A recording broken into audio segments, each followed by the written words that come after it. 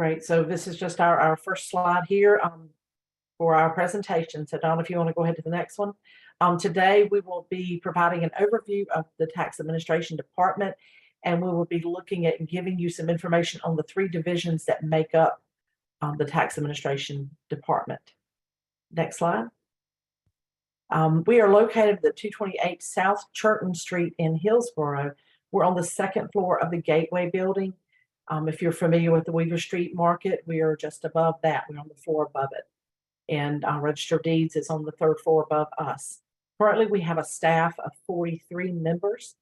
Our three divisions that make up the Tax Administration Office are the GIS Addressing Land Records Division. That's a big long name. Lots of things going on in that division. Our Assessment Division and our Revenue and Collections Division. And we've got our contact information down here. We have a group email, tax@orangecounty.nc.gov. Those emails go to our management team so that whoever is responsible for the request would get that information and be able to answer promptly. And then you have our phone number, 919-245-2100. Next slide. All right, now I'm going to hand this over to Dawn Perry, and she's going to give you some information about our first division, Land Records, GIS, and Addressing. Good evening, everybody. Can you all hear me okay? I will take your silence as assent. That works. So Land Records, GIS, Addressing Division. I haven't had a lot of time to practice this, so I'm going to talk real fast, but y'all tell me to slow down and we'll see what we can make this. So the Land Records part. Land Records is tasked with maintaining property ownership based off recorded documents and to comply with the Orange County PIN ordinance. So what does that mean? Basically, we are responsible for maintaining the ownership of real property in order to make sure that the proper person receives the tax bill each year. The Land Records Divisions updates our ownership files on every piece of land in Orange County throughout the year, generally using documents that are recorded in the Register of Deeds, specifically deeds and plats. You may sometimes hear plats referred to as surveys. These are descriptions of your property boundary lines using either a text description per a deed or a picture.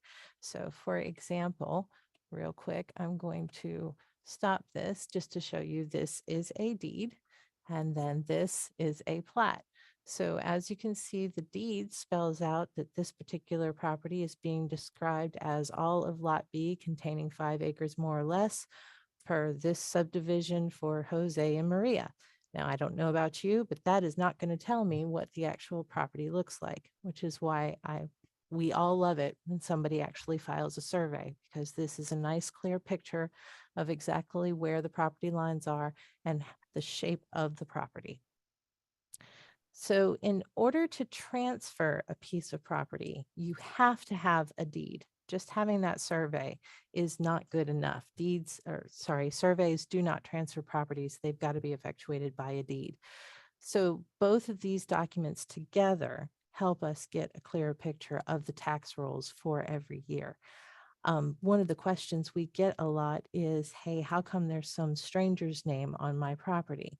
Generally, when we get that question, it's because somebody is referring to the legal description. Now, if you see right here on this deed, it talks about a brief description for the index being Lot 1B, Garcia and Mara's property. Well, if it's 30 years down the line and nobody's got a new survey done, but now this property is owned by Johnny Smith. Johnny Smith wants to know, who is this Garcia and Mares and why are they making claim to my property? Well, that's not the case. It's just because that's the descriptor for the property based off the last recorded survey. So if Johnny Smith really wanted his name on there, he could go pay the $3,000 and have a new survey done, and then that's what that description would be. All right, so all of that to say, those are the documents that we use to actually update our, sorry, everything has gone screwy. There we go. Those are the documents we use to actually update those ownership records. One of the other things that we wanted to talk about was our actual GIS system. The GIS system provides a visual representation of property lines as they appear on the ground. What GIS actually stands for is Geographic Information Services, and this is something else that we maintain and update all year long. One of those things that we do is with our GIS website. This is actually available through just the regular Orange County NC.gov website. And when you go into the property, into the mapping software, you have an array of different ways that you can search, but it all boils down to being able to find what the tax department has on record for your properties. Now, please keep in mind that all of the boundaries and the lines and everything that you see are only for tax purposes. We are not saying that your neighbor owns your land. There may be some kind of dispute that you're having with the guy next door to you where he built your fence on your property. We do not get involved in that. We are just mapping these per the recorded documents for tax purposes. So let's say that I have a problem with my neighbor, but I don't know what my neighbor's name is because I don't talk to that guy, but I do know his address. So one of the things I can do is I can put in his address. Sorry about that. And as you type things in, you'll see that it does autofill for you. So let's go to 3313 Poplar Drive. And there he is. There is his name. There is his mailing address. There is the legal description for his property. He doesn't have somebody's weird name on there. He's just lot 2 of North Point Farms. And then I can also turn on the photography so I can see that fence that he built across my property. Currently, we have the 2021 aerials out there, so they're a little out of date right now. But this gives you an idea of where that property line falls in conjunction to your trees and stuff so that you can actually get out there and kind of see where we're showing. Now, by all means, if you do notice that those lines are cutting through your middle of your house or something, please give us a call because that's the kind of information that we desperately need so that we can know where there's an area we need to pay more attention to see if we need to remap it or to see if we missed some kind of recorded document to update those files. But in looking around, you can see that there's a lot of different things that you can look at. You can see roads, you can see street center lines. All of this is derived off of those recorded documents and helps us to make a clearer picture of what our base mapping layer looks like. Keep in mind that all acreages, all dirt is taxed off of the deeded acreage. If you'll notice over here, there is a size. That is what the deeded acreage is. That is what your taxes are based off of. But there's also a calculated acreage. These two things not necessarily are always the same. You'll always be taxed off the deeded acreage, even if there's a 5, 6, 7 acre discrepancy between the two, because again, we do this only for tax purposes. We are not saying that that recorded document, that deed, that is what you control, we are just doing it for tax purposes. The reason why you could see that discrepancy is if maybe your property was bounded by a creek, maybe there was a creek back here, and you had a survey that was done way back in 1920s when that creek was actually much wider than it is now. That can cause some kind of acreage to change simply because the creek changes over time. GIS can account for that because you can see that creek in the photography and you can see where that center line is. Whereas in 1936 or 1926, that creek might not have been in the same spot, or you might have had a surveyor who wasn't feeling real great that day. And rather than mapping every single curve that this creek took, they just shot a straight line and cut some acreage out. So that is our GIS website. There's a lot of information there.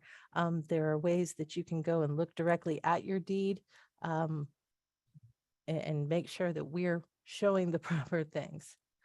All right, and then the last thing I'm going to talk about before I hand it off to Chad is going to be the addressing ordinances.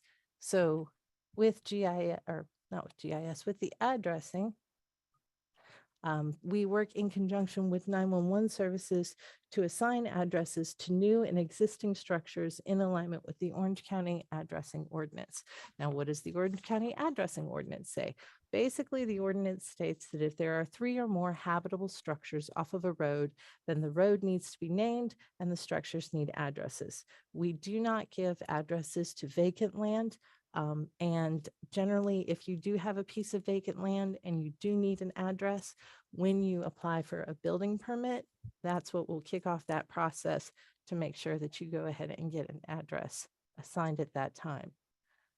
And I believe that is everything. I don't think there's any questions for me in the chat right now or anything. So I am going to hand it over to Chad.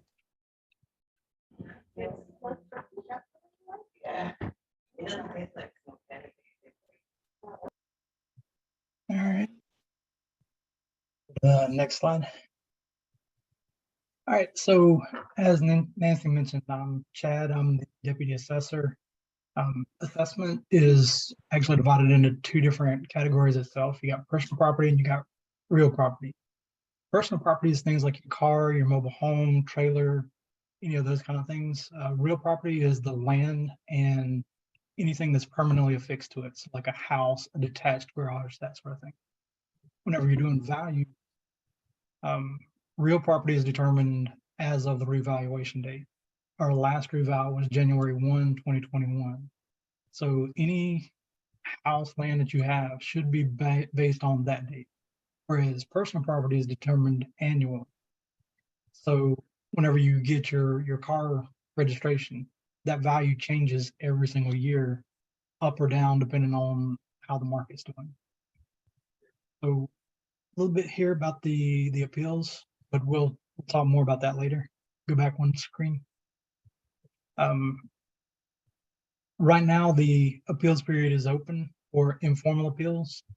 And then after that, it'll go into the formal appeal.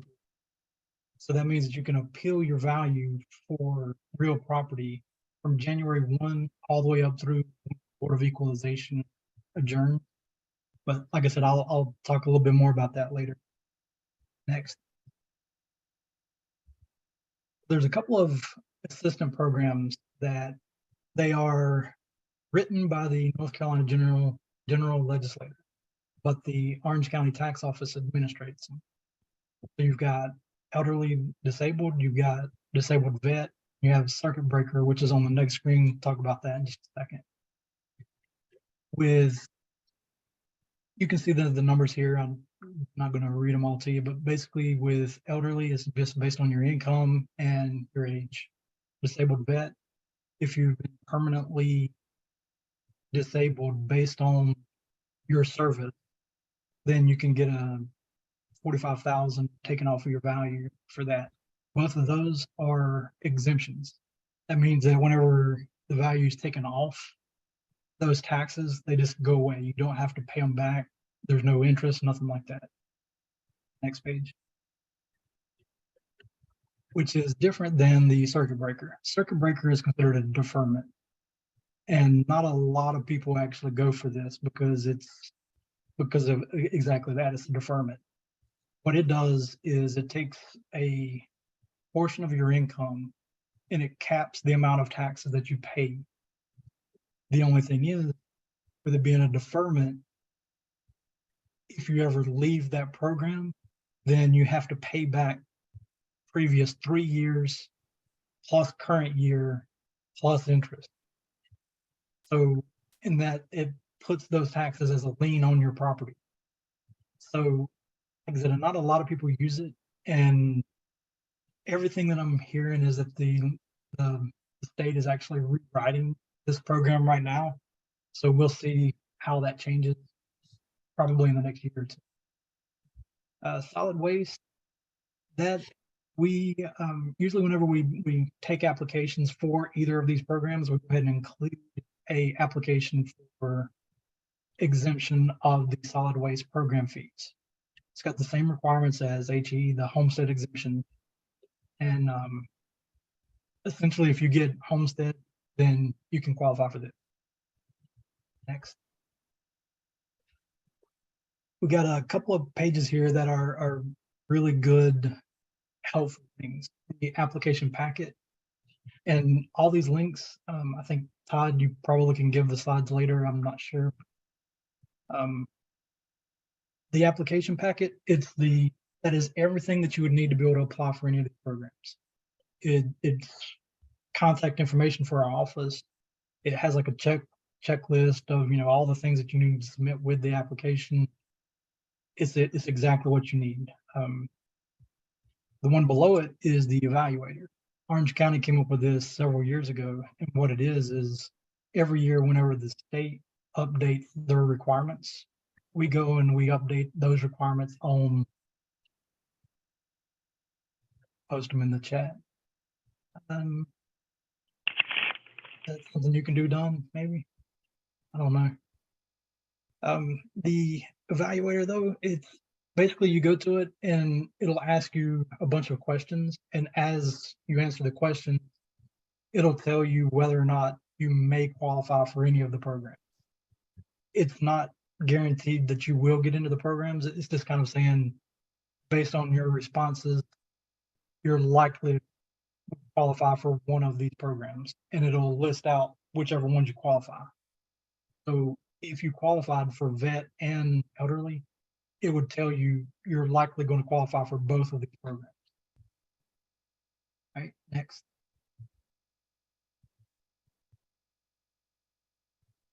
Present use is a deferment just like circuit breaker, except a lot of people actually use this based on you using it like a farm.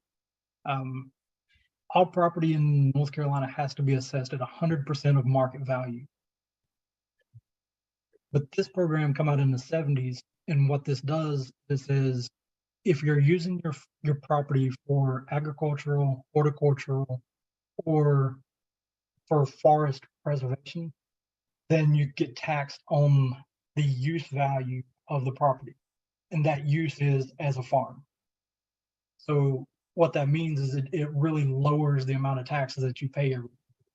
You can see from the slide here, though, the requirements, forestry, you gotta have 20 acres, horticulture, 5 acres, ag, 10 acres. They have to be in actual production. So just because you say you have a farm doesn't mean that it actually would be able to qualify for the program. You have to show an income of at least $1,000 a year to show that you're doing actual farming. Got the application packet right there, link for that as well.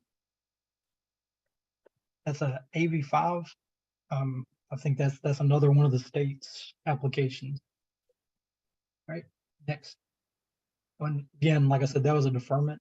Same thing as the circuit breaker. If you come out of the program, you have to pay 3 years plus current plus interest. So if you're in the program for 10 years, good thing, because you got 7 years of taxes you don't got to pay back. All right, so the appeal process. So you can file your appeal with us. You don't need an attorney. You don't need an appraisal. There's no cost to do it. You can do it on paper. You can bring it in person. You can do it through email. You can do it on our website. Any way you want to do it. The informal period is essentially you just come in and you talk to one of our appraisers on staff. And a lot of it involves like you telling us that we have something wrong about your property, and we make that adjustment, we fix it, we change the value. The informal part, it'll close on March 31st. So anything that's after March 31st will go to the Board of Equalization Review. That is the formal appeal period. Next. With the board, what that is it's a 3-member quasi-judicial body. So it's kind of like a court setting, but not entirely.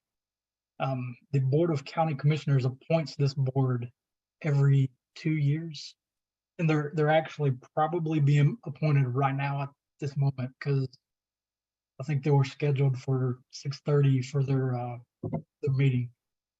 But what it is they're usually people that have legal backgrounds or real estate backgrounds.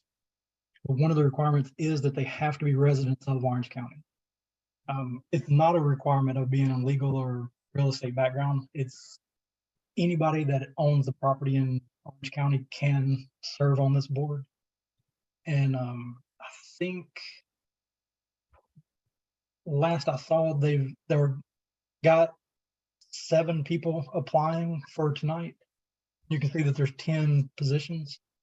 So they're still going to need to fill 3 more of them. Once that appeal comes in April, all the way up until they adjourn, it goes to them. You're no longer dealing with our office, you're dealing with these 3. And whatever value they set is what we go with. You go back one. All right here. That link right there, that's so you can do an appeal online. It's very simple. You log in, you find your property, and it walks you through step by step, question by question, shows you exactly how to do all your appeal stuff. If you do have any questions on it, you can email us at the Reval email there. You can call us, you can come in, however you want to talk to us.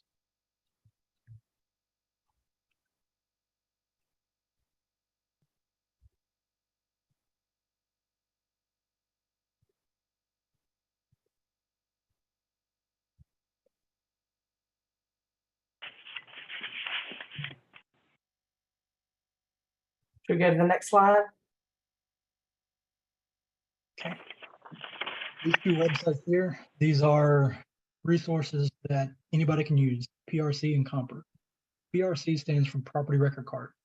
Essentially what it is you can go to the website and it'll tell you everything that we know about your property. When your house was built, how much acreage you have, the last 10 years of cell data, everything that we know about it is right there.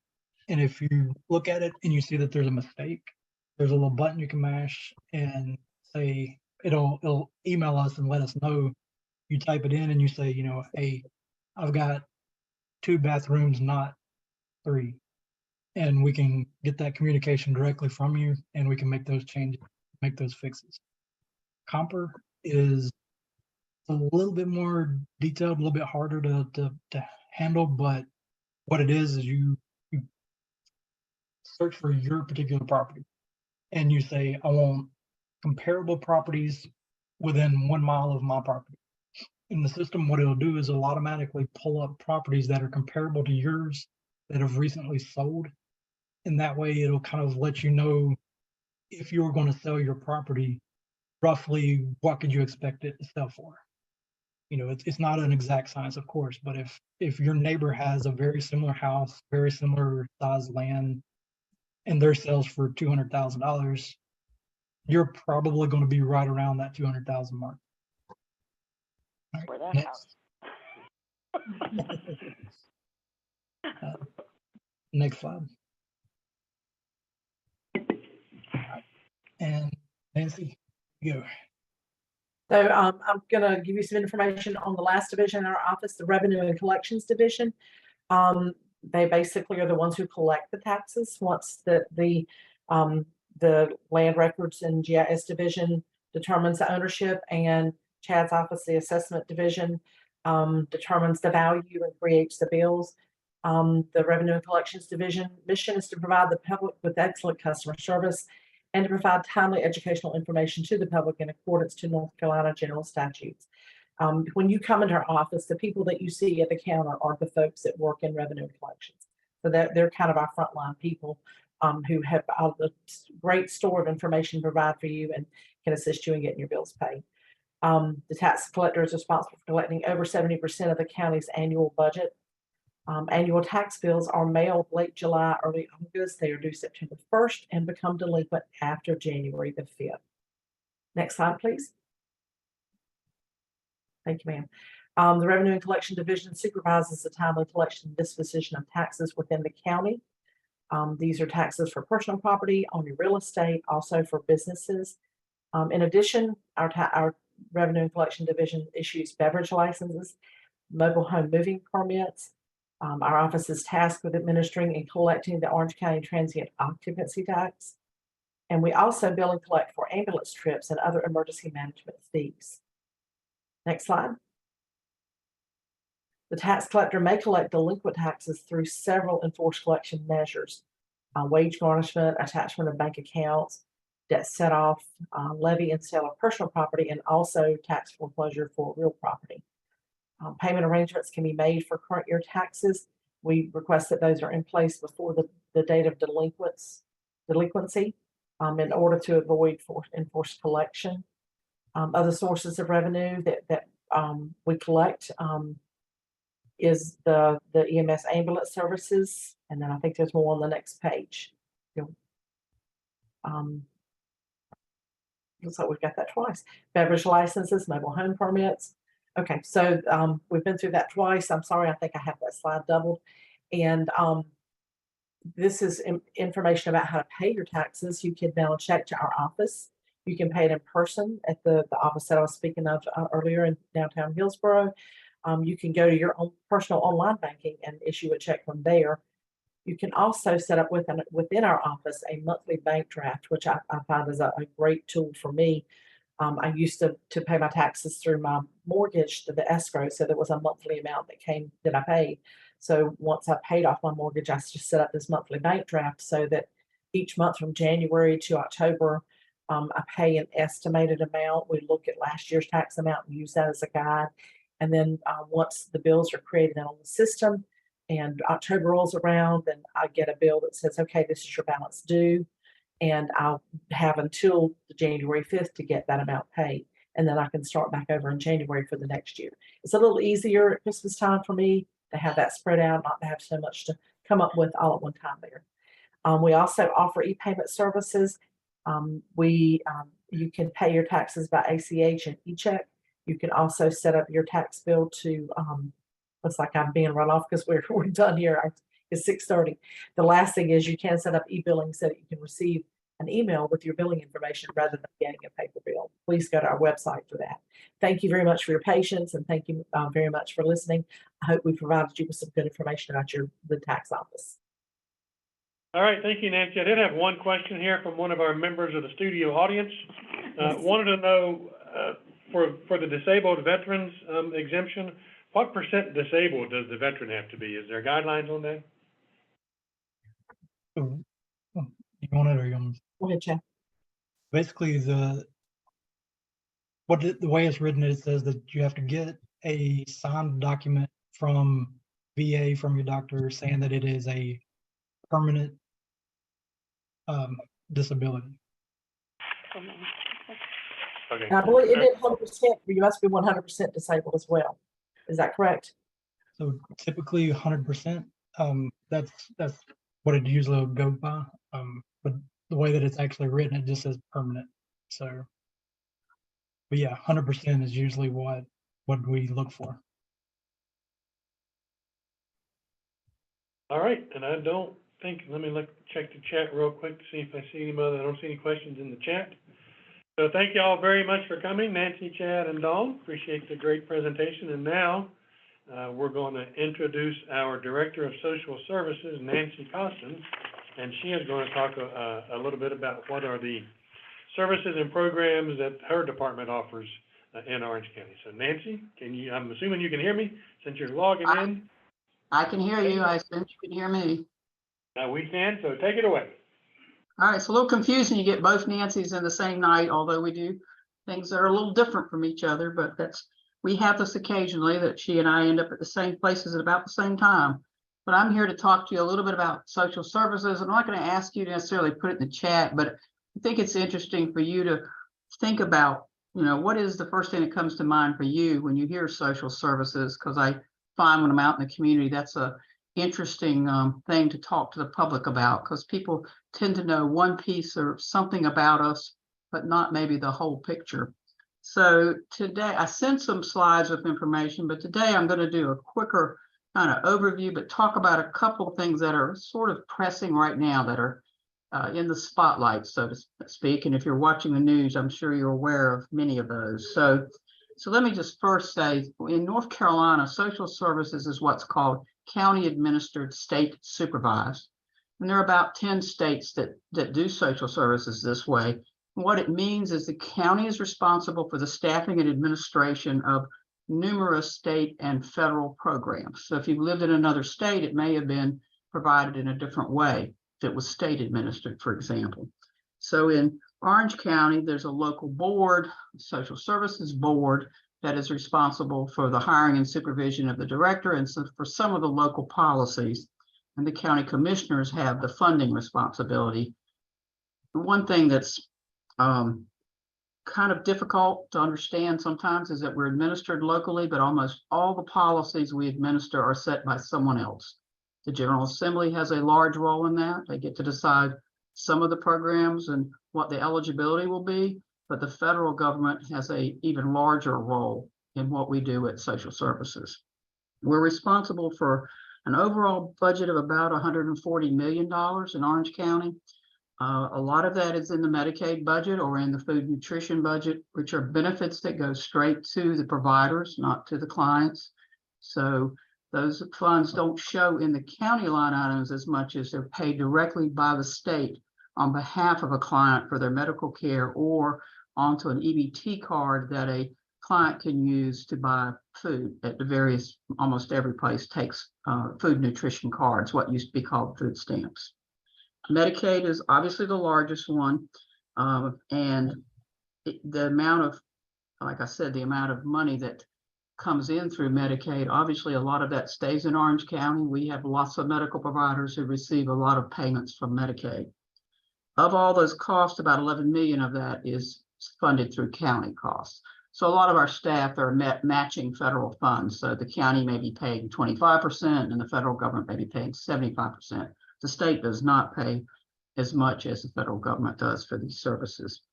We have two main roles, I'd say. One is the support of low-income families. The other main role is the protection of vulnerable adults and children. So to just talk a little bit about low income, obviously the Medicaid that I already referred to, that has the largest number of clients. Right now in Orange County, 21,000 people are receiving Medicaid. So that's children and adults. If we expand, that number obviously will go up. And so I think it's important to know that adults are the smaller number right now of who is in Medicaid, but they tend to be the most costly because the adults that are in the Medicaid program now have to be persons with disabilities or persons who are over age 65. And so that tends to be your more expensive insurance for any kind of health care. Children, who are our largest number of recipients, do not cost as much per child. So talking a little bit about why expansion is such a big conversation. So that's one of the things that if you're watching any of the news right now, you probably have seen that the General Assembly is again debating Medicaid expansion, which they have done several years now, but they've never passed it. There's certainly a feeling that we are getting closer to actually passing and having expansion. So what would that mean in Orange County? So we think there are about 6,000 adults in Orange County who would be eligible for Medicaid if this expansion were to pass. And who are those people? Well, they are 18 to 64-year-olds who do not already have a disability determined. So they're not already getting Social Security disability, or they haven't been determined disabled by someone else. So it's 18 to 64-year-olds. Now most of them are working, but they are in jobs that are not paying for health care for them. If you remember when ACA, the marketplace and all of that came to pass, I know many people call it Obamacare, but when that system was put in place, there were health subsidies. So there was a little piece in that where subsidies are available to people who are at 133% of the federal poverty level or above. So Medicaid, in the way the bill was first designed all those years ago, was supposed to take care of the people who were below that. When the Supreme Court ruled that couldn't force the state to do that, it meant that North Carolina had the option to not expand, which North Carolina did not expand, did not give Medicaid to the people below 133%, which is how we ended up with this big sort of donut hole of people who could not get health insurance and could not qualify for one of the subsidies. So they really were just out of luck in that whole healthcare business. So that is who would be affected. Like I said, it's 6,000 people here in Orange County. We see a lot of these people already because they come in emergency situations. They often don't have ways to get the services they need. You see the impacts on prevented, particularly. People are going to put off health care if they don't have the funding for it. They can use rural clinics and charity care, but for many people that hasn't been effective in preventing some of the things that they needed to have done, and they have very difficult times getting prescriptions filled, getting behavioral health services, and some of the other things that are supported by a good health plan. So I don't know if there's any questions. That's sort of my Medicaid overview, if any of you have been tracking it in the news.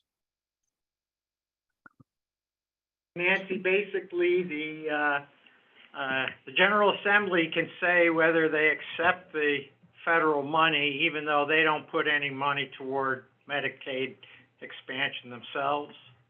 So there is a matching requirement for Medicaid. And if you read the Medicaid expansion bill, which it's not easy reading any of the versions of it, but there has been a deal, struck with some medical providers for a way to pay the match because of another piece of the bill that gives some funding to hospitals.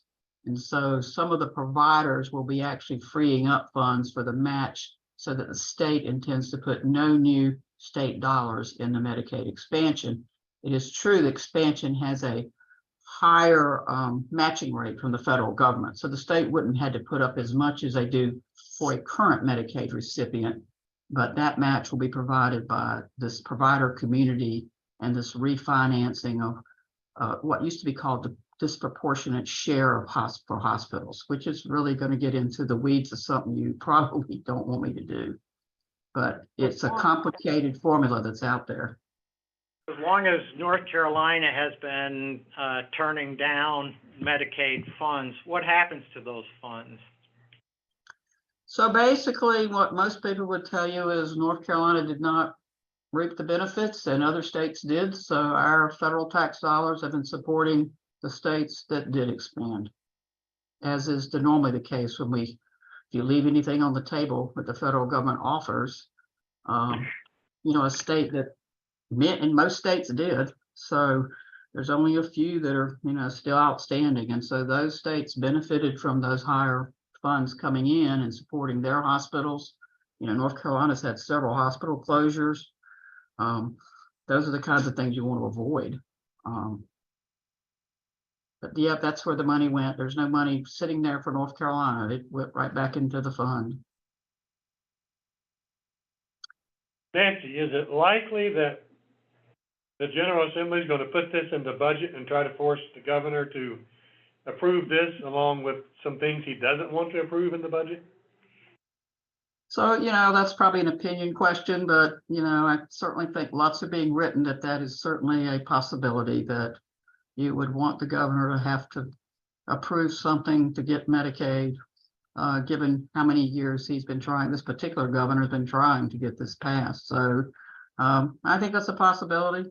I do think there's a lot more support overall for the Medicaid expansion on both sides of the aisle. So I think it seems more likely that somehow they're going to end up getting this done. But, at what date, I don't know.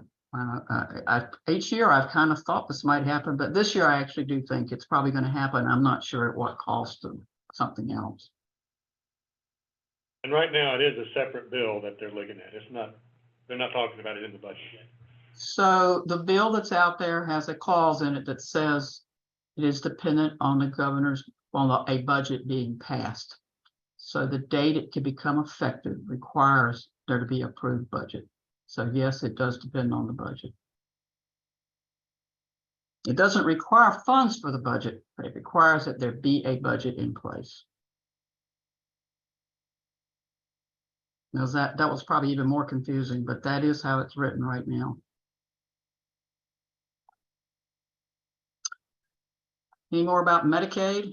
It's kind of a fascinating time. It is a lot of interest in it right now, and I think, I'm on lots of meetings about behavioral health issues and other issues where I do think if some of the individuals we're trying to work with had access to health care, some of their outcomes would be much better. So I do hope we're going to get a way to help some of the people who have not been able to have access. So, okay, so you want to switch and talk about the pandemic for a few minutes. Another thing that's been all over the news is the impacts that some of the special funding that came from the pandemic had on families, and the fact that some of that is ending. So the good news was, for almost 3 years now, our food nutrition, the program that's also known as food stamps from older language, even though there are no stamps now. So during the pandemic, there was a special appropriation done to allow each household who received food nutrition services to receive what's called the maximum allotment. And so your income determines your allotment. So everybody has to be low income, but depending on how low your income is, it could affect your allotment, how much you get each month. So people who had some income might have had their allotments are reduced as your income goes up. So they switched it and had the allotments go to the maximum for the family size during the pandemic. So that is now ending. So for 3 years, they've been getting these extra allotments, which was about $95 a month per household, which is over $1 million a month in Orange County. So starting in March, those supplemental payments will not be made. So people are already being impacted by that now. As a matter of fact, the supplements usually happen around the 21st of the month. So people get their regular allotments in the first couple of weeks of the month, and the supplement had been coming later. So if you're working with anybody who receives FNS, the Food and Nutrition Program, they will not get that second allotment. So what they've already received this month is what they will receive. Of course, there's been lots of notices going out, but one of the things about working with low-income families is sometimes it's really hard to get information to everybody.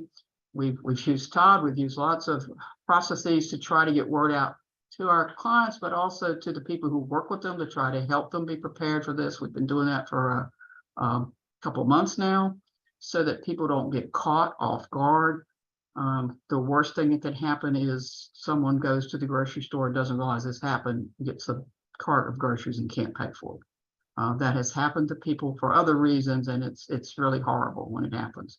So we're trying to get the word out. We're also trying to make sure our people in the community who help us through food pantries and other services are kind of geared up for this. The North Carolina Food Bank is also doing that. The state's had some statewide meeting calls to try to help everybody be ready for people who maybe didn't get this notice and who run out of food. And so that's going on right now. As a matter of fact, next week will be when that really starts affecting people. So the next piece that's going to affect them by what's called the PHE unwinding, if you see that in the news, that's the Public Health Emergency unwinding. So during this time, we were also asked to not terminate people based on reviews of their cases and their eligibility. So if you had managed to get back to work and your income had gone up some, we did not have to immediately reduce your food nutrition like we normally would have. So that is changing. We are having to do the reviews now. And so people will start losing benefits if their income has gone up. So hopefully their income went up enough to compensate for the loss of food. But I think one of the problems we know is going on is a lot of things have gone up in cost during this time. So families are having to kind of juggle. All of this is about people whose incomes are fairly low. So even if they no longer qualify for food nutrition because they have income, it does not mean they have a living wage necessarily, especially in somewhere like Orange County, where we know it's a pretty high cost of living here. So those are some of the things that are going on right now with the food and nutrition. So I don't know if there's any questions about that. There are a number of things that we do have that we can help families with, that we still have some of the pandemic funds that were given to us to help with utilities and water bills. So until those run out, so if people are having trouble paying their electric bill, and for the first time ever, there were federal funds to pay for water bills, if we could get a contract with the water providers. And so like our main providers like Hillsborough and Owasso, if somebody has large bills that accumulated in the pandemic, we've been able to help them get those paid down so that they can manage those services better. And we have some other emergency assistance programs, but one of the things that dropped off during this time is, of course, employment has been so impacted But we've also been trying to reach out and find as many people as possible to join us at our skills programs and our employment programs and try to get them back re-engaged with employment as we're coming out of this. We know there are employers who need employees, so we want to really be helping these individuals get ready to get back into the job market. We have child care subsidy money. We have been waiving parent fees for the last 2 years so that people who are working and are low income and need child care subsidy, we don't have a waiting list, which is rare here that we don't have a waiting list, but for the last 2 years we have not, because so many people left the workplace and have stopped working. Some of them are taking care of kids and are concerned about a number of things going on. But we are trying to reach out and see how many families we can get back engaged and maybe higher wage jobs. So that's another one of the supports we provide at our agency. We also have the Veteran Service Office. You were talking about veterans earlier. That's over at DSS also. So those are some of the kinds of supports we have for our low income families. And I think the other thing that a lot of people are aware we do has to do with those protection laws. So I'll talk a minute about those. We have both child and adult protection services. Child Protective Services is the larger of the two programs, although to be honest, adult protective services and issues around adult services are growing. As we all age, that starts becoming a factor. So in Child Protective Services, this is another area where we don't get to create many rules or regulations. That's highly legislated. The General Assembly defines what is Child Protective Services. They define who a caretaker is, and we only can do cases that fall within that legal responsibility as our mandate. So the process is someone usually calls us and tells us about a child they're concerned in. We have to go through a very structured process of screening that to make sure it falls within the general statute. So we have to make sure it's truly a caretaker of that child.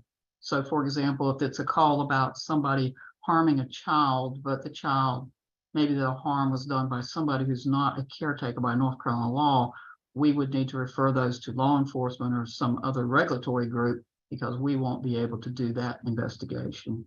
So we do assessments for the ones that we find fit within the law. From that, many of them we do not find enough to make that fit within the law, but for those that do, we provide in-home protective services, and that is the larger group of protective service cases where we are trying to put the supports in to help a family.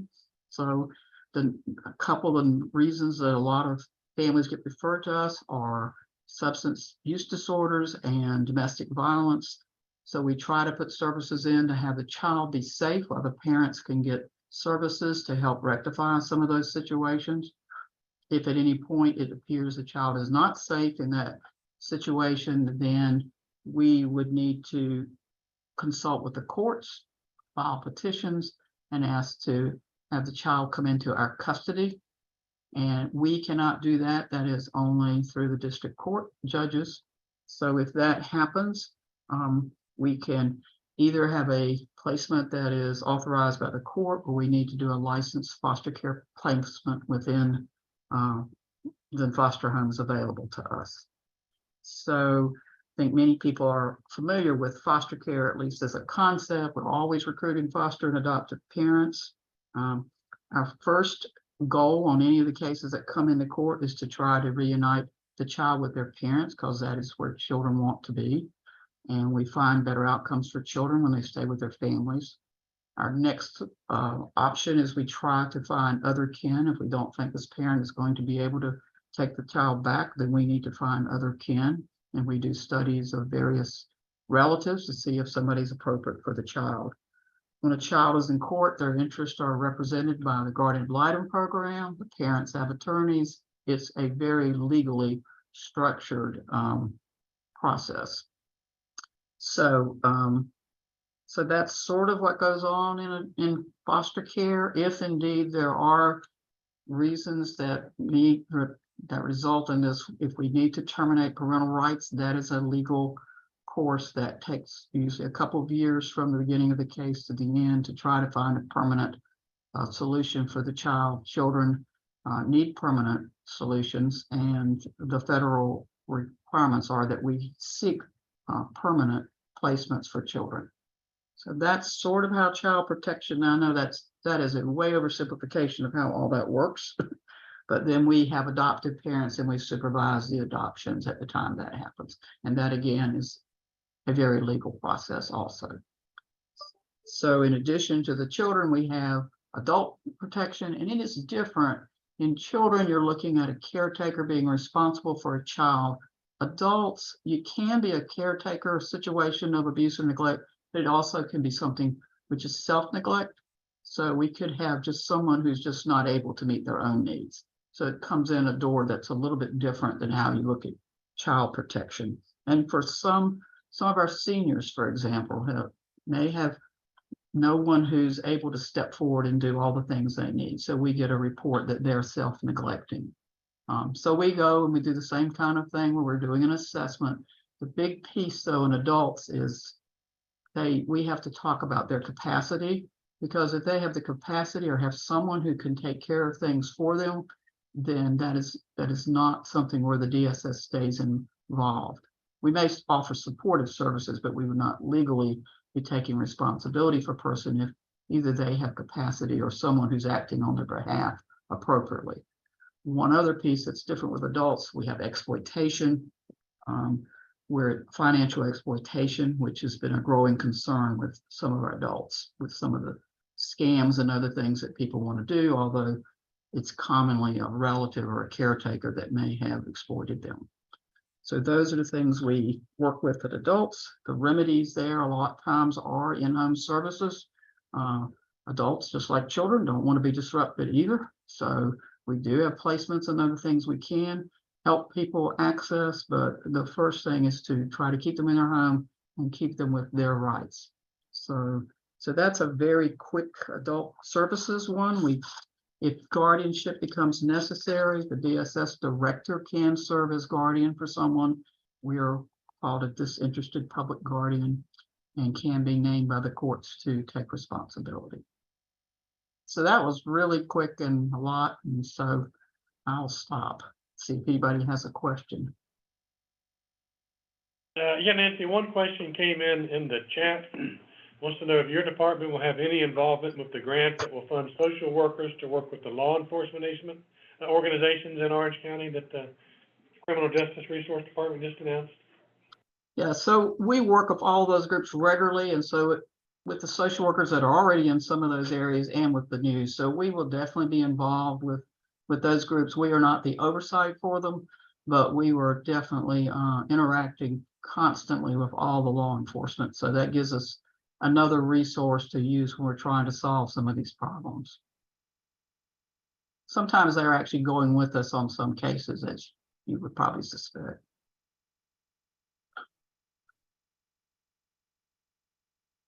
All right, anybody else have any more questions? Anybody here in the room? Anything?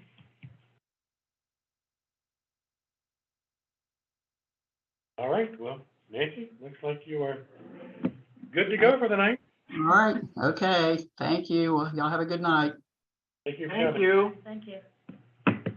And like she said, she did send me some slides, so I'm gonna compile everybody's slides, this week, and I'll forward those out to everybody, once we get, after this, sometime this week. So we are waiting on our Register of Deeds, Mark Chilton, minutes before 7, so if anybody needs to step away from the computer for a break, or anybody here, the restrooms are right across the hall, if anybody wants to step out, do that while we wait. Recording. All right, so I believe I see our distinguished Register of Deeds logging in. He must be in a part of the county that doesn't have great Wi-Fi connection.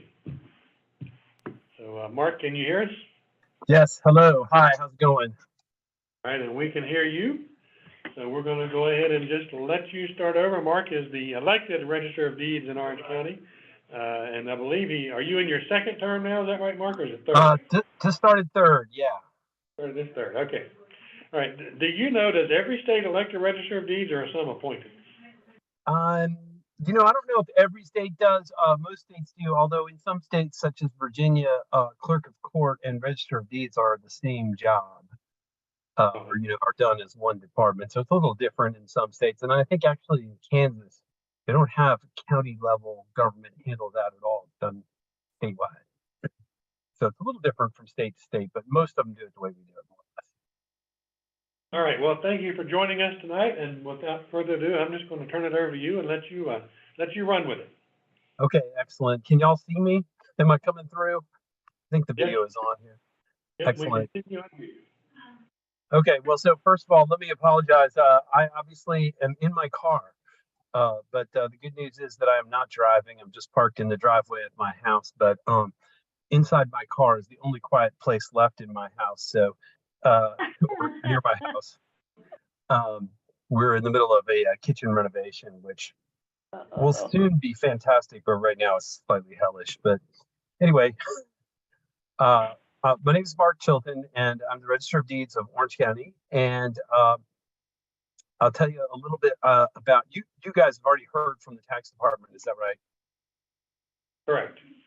Yeah. So you heard a little bit about some things that that we do, or that we do sort of in partnership with the tax department. But we obviously register deeds. We take care of all of your kind of land records, deeds, mortgage documents, driveway easements, and that type of thing. Subdivision plats, all manner of real estate information is recorded in our office and permanently stored there, so that people can in the future access the records that we have today, and people of today can look at records from the past, going all the way back to the founding of Orange County in 1752. So we have actually some of our oldest deed books are handwritten, original, quill and ink written documents that are all stored on the third floor of the Gateway Building up in Hillsborough, where our office is. So we are responsible for maintaining those records. Obviously, the way we go about it today is quite a bit different than the way they did back in the 1750s. All of that sort of work is done electronically now, and the official copies of our records are stored electronically. So they're digital images that are stored on servers. And we have many layers of backup of that information, so as to ensure that in case of a server crash or a hacker attack, that we still have access to that information, even if there are significant failings of one sort or another in the technology. And we provide all of that information on the Orange County Register of Deeds website for the public to have access to. It's mostly used by real estate attorneys, realtors, and sometimes insurance companies and that sort of thing. But it's also used by a wide variety of members of the general public who just want a copy of their deed, or want a copy of the homeowners association covenants for their neighborhood, or that type of thing. In addition to those kinds of records, we're also responsible for birth certificates, death certificates, and marriage licenses in North Carolina. So we issue marriage licenses. We don't issue birth and death certificates, but we are the official depository or repository in the county for that information. So we have birth and death certificates in our office that go back to 1914 or 1913, when they first started having birth certificates in North Carolina and death certificates in North Carolina. And our marriage records have been around for a lot longer, and so our marriage records in Orange County go all the way back to 1777 or so, the beginning of the Revolutionary Government of North Carolina. And we have all of those records in our office as well. Although some of the oldest of that stuff is actually, the originals are at the State Archives in Raleigh, and we have merely copies of them. But so we have a great variety of information. We're right upstairs from the tax department on the third floor of the building. Taxes mostly on the second floor of the building. And so I say, that in life, no one in Orange County gets to avoid the Gateway building because we got both death and taxes covered in one building. The Register of Deeds office is unusual in that the department head, as a department of county government, in that the department head is an elected official, me. We're similar to the sheriff's office in that respect. Sheriff obviously is also an elected official and a county department head at the same time. But that means that I don't work directly for Bonnie Hammersley, our county manager. She's not my supervisor. Although happily we have a really good working relationship, and so we work very closely with not only with Bonnie and her immediate staff there, but with the Human Resources Department, the Finance Department, and the Tax Department, as I mentioned, and so forth. Let's see. Somebody asked a question in the chat. What was it? Oh, is it considered a partisan or nonpartisan position? It, for whatever reason, it is a partisan office in North Carolina. You might wonder how the Democratic and Republican parties could possibly differ over the question of registering deeds or issuing birth certificates. But that's a pretty legitimate question. But that is just how it's done. I do think I will say that how different registers of deeds in different communities issue marriage licenses does vary a little bit from place to place in North Carolina. And I think that reflects something about the values of the community. It doesn't necessarily have to be reduced to being a partisan issue, but the fact is that, for example, same-sex couples in some communities in North Carolina get a less than entirely welcoming experience when they go to their local Register of Deeds office. And likewise with immigrant couples, that the experience is not necessarily the same in one county as it is in another, because the staff, people's right to get a document is different than their right to be treated kindly and to be celebrated for the joyous occasion that they are trying to mark. And we tried very hard in Orange County to make sure that that when people are there with a celebratory event like that, that we bring that attitude to it, no matter who the couple is or what the circumstances are, and not bring down judgment upon people who are trying to celebrate. So I would say, in some ways, like I say, that's not a partisan issue per se, but it is a difference that it makes to have an elected Register of Deeds. And I think you would find, well, I know for a fact that a lot of same-sex couples come to Orange County to get their marriage licenses from some of the adjacent counties, and even sometimes from 2 and 3 counties away. And in fact, occasionally from another state come here to get their marriage license, because they know what kind of treatment that they will get here versus what they might be concerned about getting at their local office. We've had people come from as far away as West Virginia, specifically because they went on the internet and said, where is a gay-friendly community to get a marriage license? And we popped up at the top of the list. I'm proud of that. But anyway, one question that invariably comes up in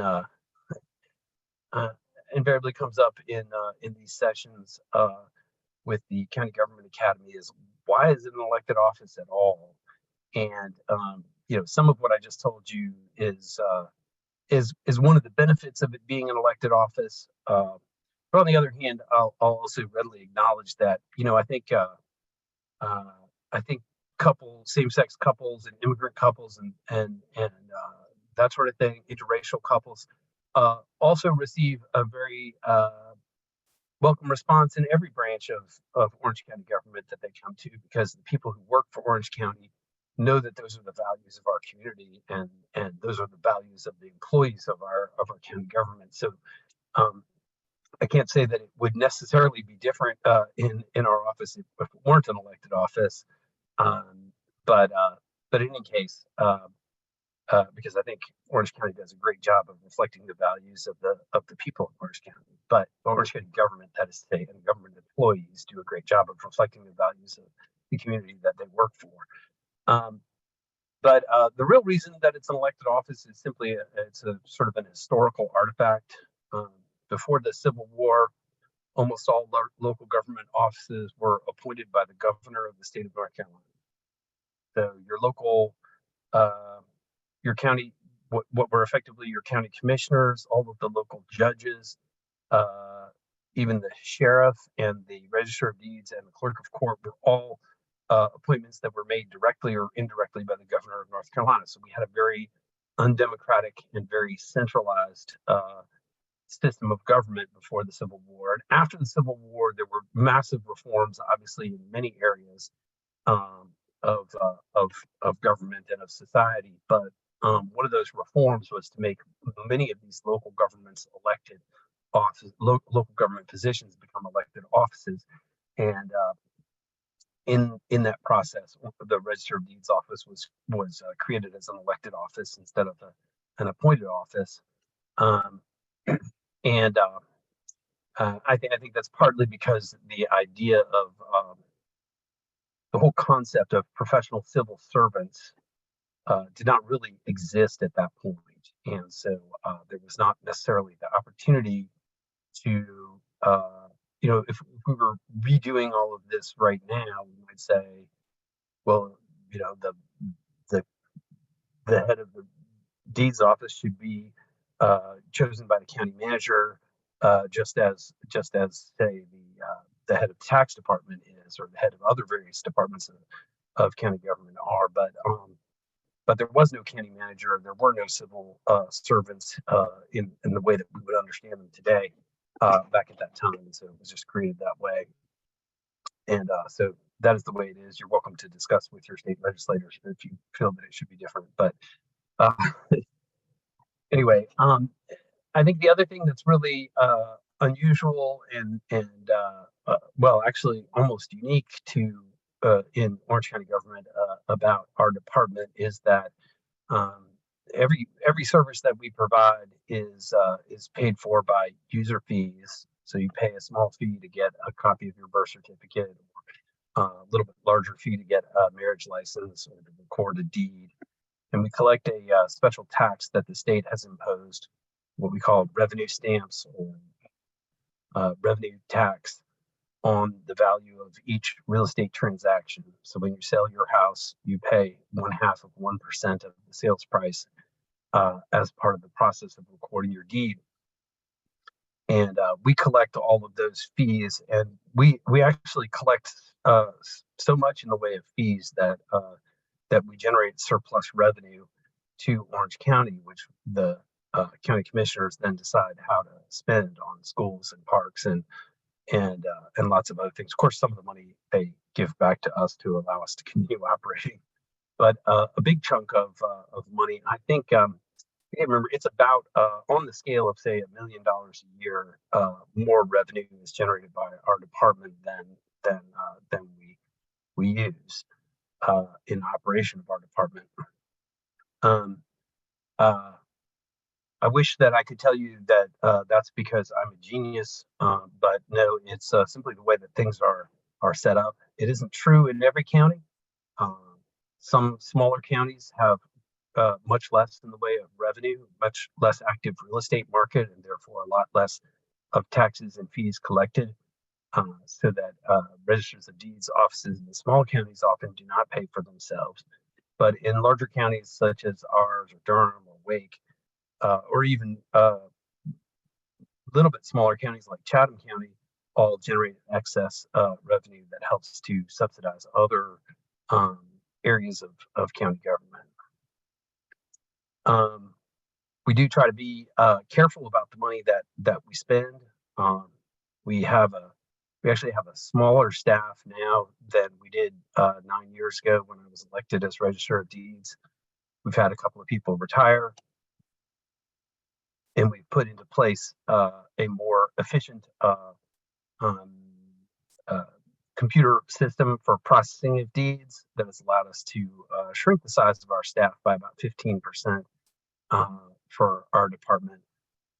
So we try to be very sensitive to the costs, but ultimately the power of the purse lies with the county commissioners. So for the most part, the county commissioners don't have the power to tell me how to run the Register of Deeds office, but they do have the power to decide how much money to allocate for the operations of the Register of Deeds office. So there's a kind of it's like kind of a check and balance system that ensures that I don't just go crazy with remodeling my office and things like that. Let's see, somebody asked, Todd said, does the fact that people from outside the county come to your office for marriage licenses due to your welcoming nature help bring in more revenue? Yeah, it absolutely does. We make the Orange County taxpayers profit about about $30 net off of each marriage license that we issue. About $30 of that goes to the general fund. And so while $30 is not a lot when you multiply it by a large number of people getting married, it does quickly add up to some considerable sums. I think I looked at one point during the pandemic, during the 18 months of the particularly bad part of the pandemic, I counted something like 1,200 marriage licenses that we had issued. So it gives you maybe a sense of scale of the number of marriage licenses we issue. And obviously, I don't know how many of those are people from out of county, but a significant portion. There's definitely whole. I could name some entire Hispanic congregations where the pastor that in another county where the pastor specifically directs people to come and get their marriage license here rather than in the county in which that church is located, precisely for this reason. So it's a benefit. It's a benefit, and it's unfortunate that there are some areas of North Carolina that harbor kind of, I guess, what you'd have to call anti-immigrant attitudes. But it's a small consolation in our office to know that that's working to their financial disadvantage and our financial advantage, that we are more welcoming. So anyway, yeah, okay. 7:18. I've been going on for a while now. Does anybody have any questions I could field?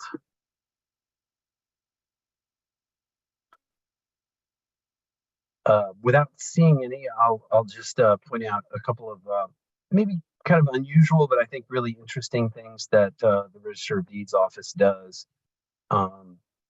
Because we are the custodians of all of the deeds and land records of Orange County, going all the way back. Our old deed books include records that relate not only to the sales of real estate, but also the sales of human beings prior to 1865.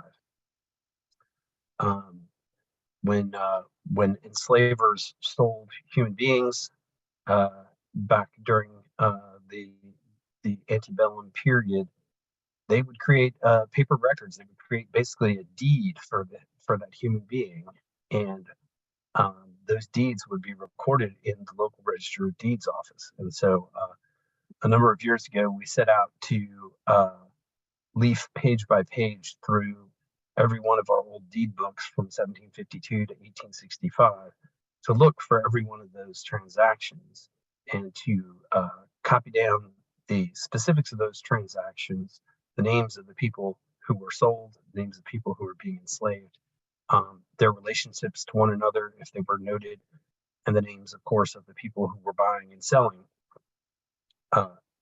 their fellow human beings, and created a massive database, which we have posted online in order for historians and genealogists and just anybody who might be interested to be able to look at that information.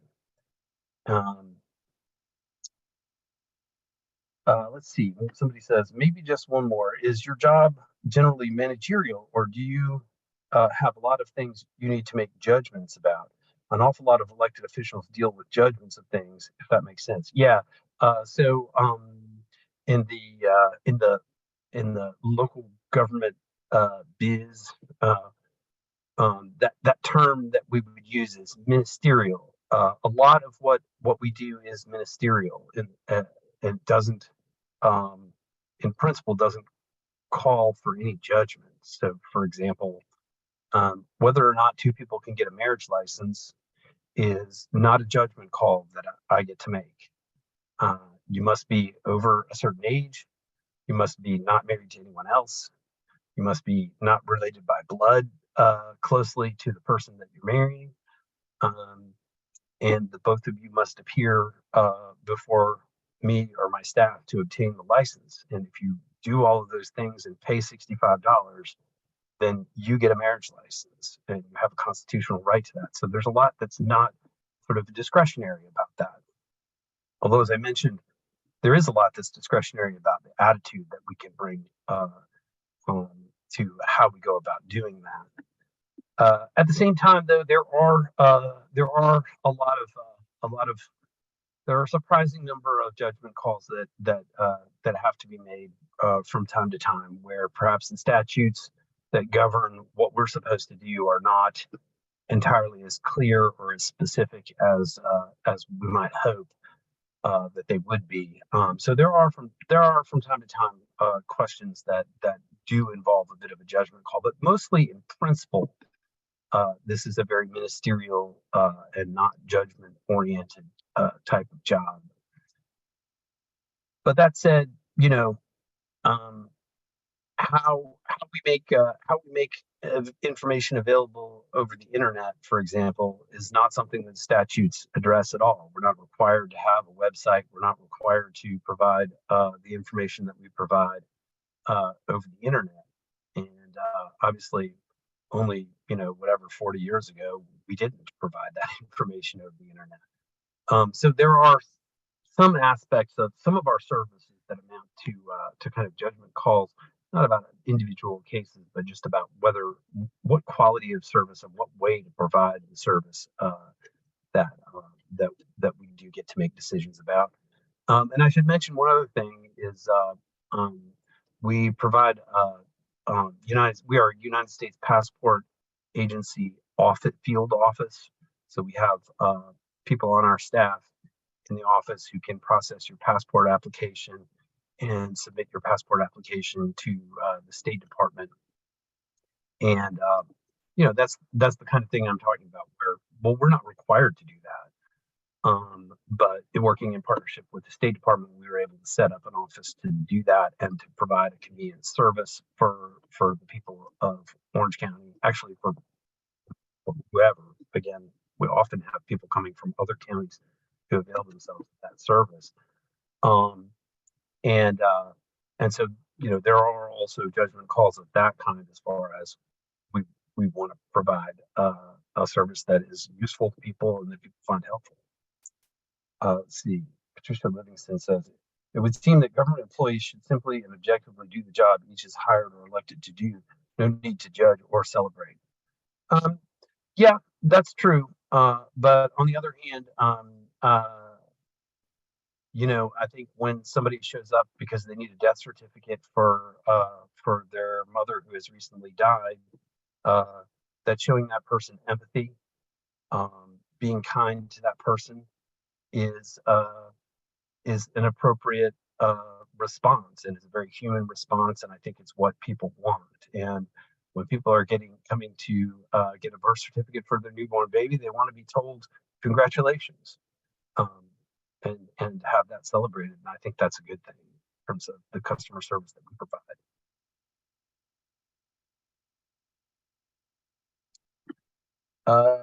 All right.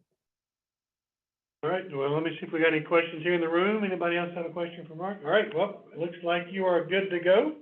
We appreciate you taking time out. It's gotten dark while you've been sitting in your car. Yeah. Yeah. Great to be here with y'all. I see some familiar names up there in the bar. I'm scrolling through. Hey, Marilyn Carter, how you doing? Anyway, I'm glad y'all are doing this and learning so much about how our county government works, and we're as always grateful to you, Todd, for making this happen.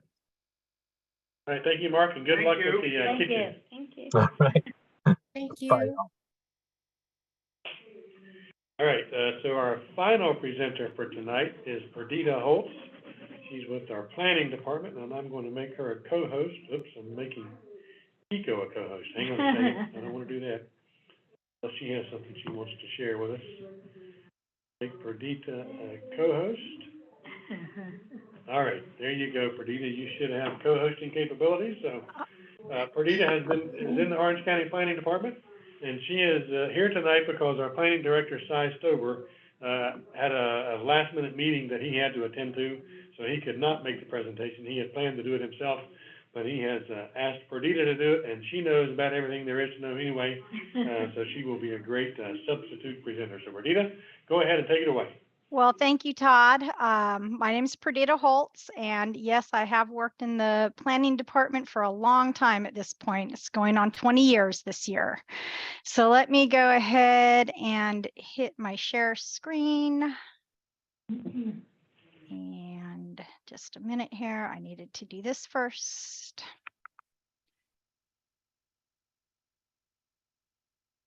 Dun, dun, dun. Perdita is also a good potter, is what I hear. I do play with clay in my spare time, yes. I had a lot more of that during COVID. So like I said, I'm Perdita Holtz. I'm with Orange County's Planning Department. I am the Deputy Director of Long Range Planning and Administration. And just real quick, want to make sure, yes, you can see my screen. Yes, we can see it. Okay, thank you. So, let me see here. It's not wanting to advance. There we go. So there are quite a few major services that the entire department provides. And these services include things like issuing building permits and performing inspections during the construction process to ensure that building codes are being met. We also do zoning administration, which includes issuing zoning compliance permits to ensure conformance with zoning regulations. We review site plans, process rezoning applications, process special use permit applications and variance applications. We also administer subdivision regulations. Basically, there are two different categories or classifications of subdivisions, major and minor. And whether a subdivision is a major or minor subdivision depends on how many lots are being created.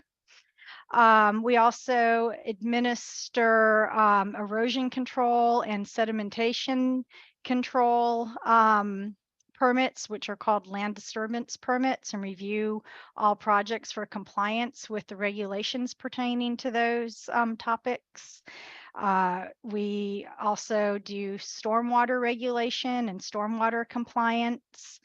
And I'm going to dive in a few minutes. I'm going to dive deeper into the comprehensive plan, but we also do comprehensive land use planning, work with geographic information systems, doing various mapping and analysis projects. And then there are also special projects that we take up during the year. A lot of that has to do with administering interlocal plans and agreements, which I am going to touch on a little bit more in my presentation. So how do we do all of these, deliver all of these services? We are a department of right around 35 employees, give or take one or two at any given time. And we're divided into three divisions: building permits and inspections, development services, and long-range planning and administration.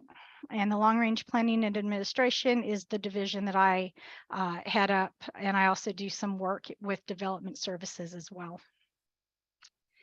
So just, I'm not going to go through this org chart square by square, but the largest division is the building permits division right here.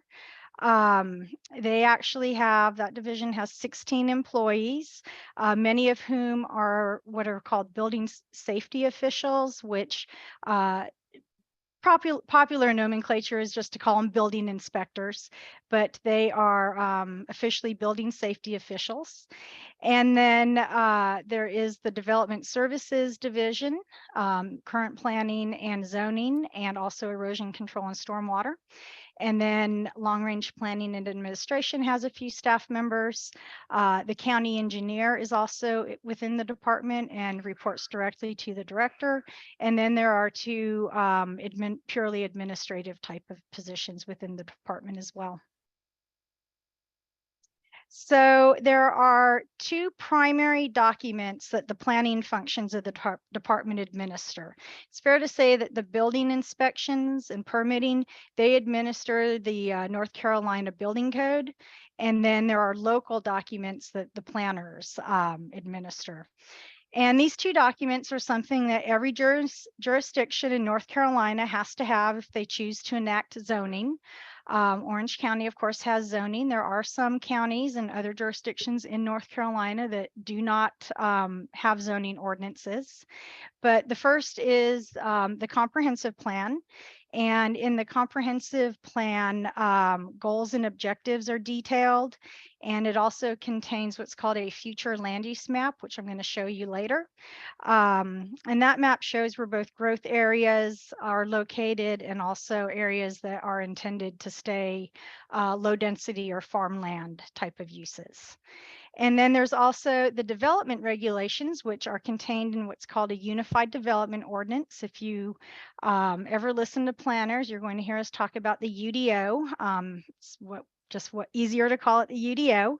And the development regulations within the comp plan, the intention is that they implement, with the development regulations in the UDO, the intention is that they implement the comprehensive plan.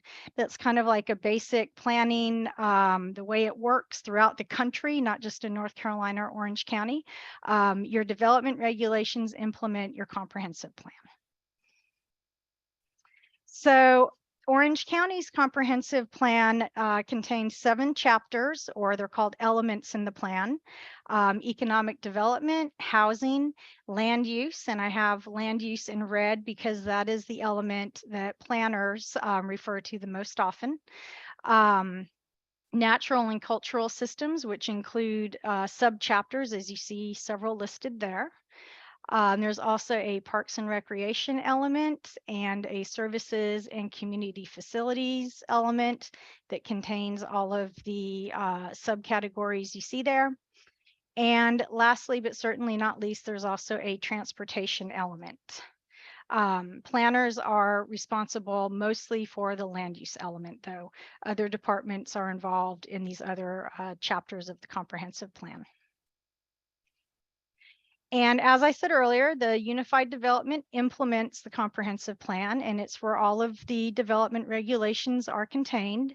It includes what's called a zoning atlas or a zoning map. And basically on the zoning atlas, every parcel that's in the county's zoning jurisdiction is assigned a zoning district that regulates its use. And within the Unified Development Ordinance, and it is a very large document, it's right around 600 pages, there is a table of permitted uses that lets people know what the allowable uses are in each zoning district. And zoning districts are basically divided into residential districts or commercial districts or industrial districts. They're kind of divided out by the types of uses that there are. So as I was saying earlier, there is the future land use map on the left here, and I do not expect that you're going to be able to read that, but there is the opportunity for an interactive map on our website, which I'll show you later. But For instance, here right in the center of the county is Hillsborough, Chapel Hill and Carrboro down here in the southeast. And you can see on this map all of the green, the lighter green, not the darker green, is what's known as the agricultural residential area. And basically those are the lower density areas of the county and where farming is expected to continue. And then there are also economic development areas. There's 3 different areas within the county. And what's known as transition areas, which are places for higher density uses. And the yellow areas that you see are what are called rural residential, which is it's areas where it's expected to be mostly housing, not so much continuation of farming in those areas. And then of course you've probably heard of the rural buffer around Chapel Hill and Carrboro, and the rural buffer contains right around 35,000 acres. And then the zoning map assigns the zoning district to each parcel. And you can see that most of the county is zoned either agricultural residential, AR, or R1, which is rural residential, these yellow colors. You have to really get close up to see where like the commercial zones are. Even at this scale, like you can barely see the economic development areas that have been designated. There is also an interactive zoning map available on our website where you can scroll around and look up properties by parcel number or address, or just zoom in if you want to.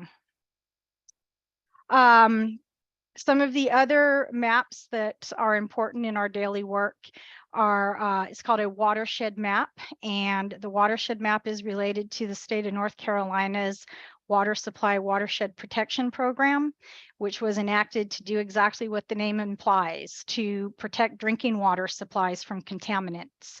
So in Orange County, there are what's known as protected areas and critical areas. The light blue are protected areas, and then the darker blue is critical areas around the actual water supplies. And a properties designation is important because these regulations related to watershed protection, the amount of impervious surface that can be built on a parcel is dictated by what type of watershed protection measures apply. And also some types of uses are restricted depending on the designation, whether it's critical or protected. And also it governs the location of wastewater treatment, such as your septic tank, or however wastewater is going to be dealt with on your site. And then last map that I was going to show you for tonight is called the Water and Sewer Management Planning and Boundary Agreement. And this is a multi-party agreement between the county and the towns of Hillsborough, Carrboro, and Chapel Hill, and also OWASA, which is the Orange Water and Sewer Authority, which is the entity that provides water and sewer services in Chapel Hill and Carrboro. And basically what this agreement does in this map is show the primary service areas for water and sewer infrastructure. So the darker blue in Chapel Hill, Carrboro are areas that are designated for water and sewer services. In Hillsborough, it is this darker kind of fluorescent green color. And then these like mustard colored areas are economic development areas for the county, and also what's called transition areas for the county. And those are also areas where water and sewer services are eventually envisioned. The planning department, we do staff 2 advisory boards. And the advisory boards are comprised of appointed resident volunteers. They're appointed by the Board of County Commissioners. And the planning board is the board that makes recommendations to the Board of County Commissioners on rezoning applications, major subdivision applications, Unified Development Ordinance text amendments, and also any amendments on the comprehensive plan or any new updates for a comprehensive plan. The planning board doesn't have any decision-making authority. It's purely a recommendation board. And that's in contrast to the Board of Adjustment, which is what's called a quasi-judicial board. And it is a board that actually makes decisions on special use permit applications, variance applications, and also any appeals from staff decisions. And just so you know, advisory boards are often seeking new members, and interested residents can apply online through the county clerk's office. If you go to the county's website, you'll be able to find links to apply to advisory boards. So Planning and Inspections does have a website. It was actually recently overhauled. I think it went live in early January. And there is a wealth of information available on our department website if you have the time to explore it. There are icons and links that will take you to all sorts of different information, links being over here on the left side. Some of these icons are also kind of duplicated over here. But if you click on them, you are going to be, you're going to have a wealth of information out there that you can look at. That you may be seeking. New this year is actually we have active development projects where we developed a new tool that allows folks to look up active development projects within the county. And just to quickly go through those online resources of the planning department, I just mentioned the active development projects. It allows you to get more information on all of the projects, including a link to the permit portal where you can look up information on permits and various applications. Also available on the website is the county's comprehensive plan and the Unified Development Ordinance and the GIS interactive zoning map, where you can turn on different layers to see streams and soils and watershed. There's a lot of good information there if you're interested in taking a look.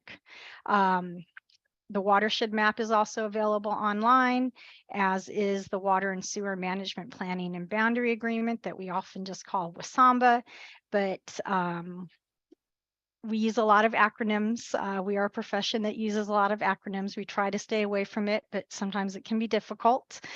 And then there's also information available online on 2 joint planning areas. The county has a joint plan with Chapel Hill and Carrboro.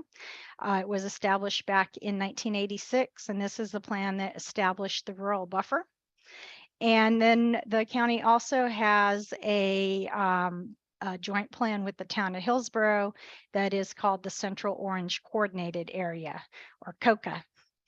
And there are also available small area plans. The small area plans are older now. They haven't been renewed and updated. Most of them are from the mid-2000s. There's a small area plan for the Eflin-Mebane corridor. There is a small area plan for the Eno Economic Development District area.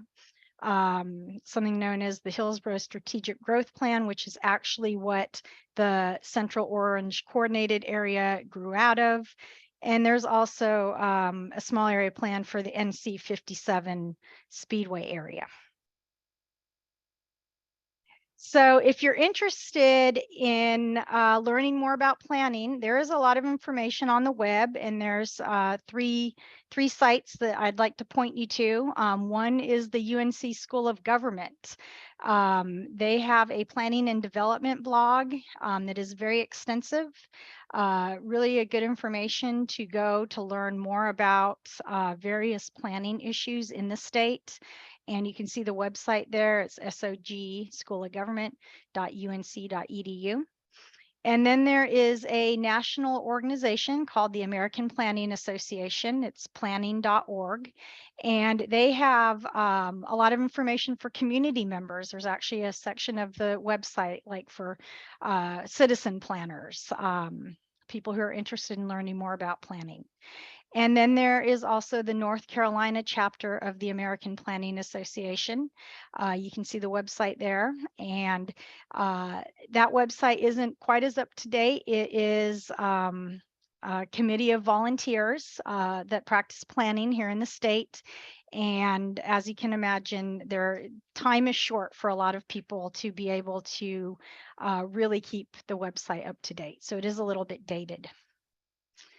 And with that, I am happy to answer questions you might have, and I'm going to stop sharing so that I can see more than just my PowerPoint. So Let me Perdita, we did have a question come in the chat.